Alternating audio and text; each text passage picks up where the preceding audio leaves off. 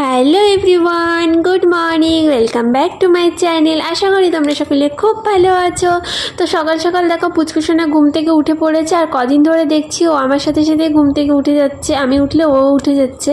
এরপর নিজে ফ্রেশ হয়ে পুচকুসোনাকেও ফ্রেশ করে দিলাম, তারপরে বিছানার চাদরটা আজকে পাল্টালাম। তো আজকে নতুন চাদর পাতলাম।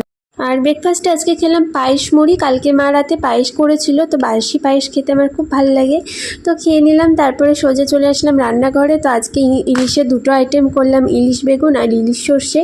তো রান্না টান্না করে সোজা চলে আসি খেতে। প্রচণ্ড খিদে পেয়ে গেছিলো, আর আজকে রোদটা ভালো উঠেছিল, তো সেই জন্য আমার বেনারসিগুলো রোদে দিয়েছিলাম। তো ছোটোবেলায় মাকে দেখতাম যে শাড়ি রোদে দিত, তো সব শাড়ি তো দেওয়া সম্ভব না, তাই ভাবলাম বেনারসি দুটোই দিই। তো গত বছর আমি তোমাদের দাদাভাইয়ের ওখানে ছিলাম, যার জন্য দেওয়া হয়নি। তো বেনারসি মাঝে মাঝে রোদে দেওয়া ভালো, তাহলে শাড়িটা ভালো থাকে। এরপর রাতে ডিনার করে এখন যাব ঘুমাতে। তো চলো, গুড নাইট।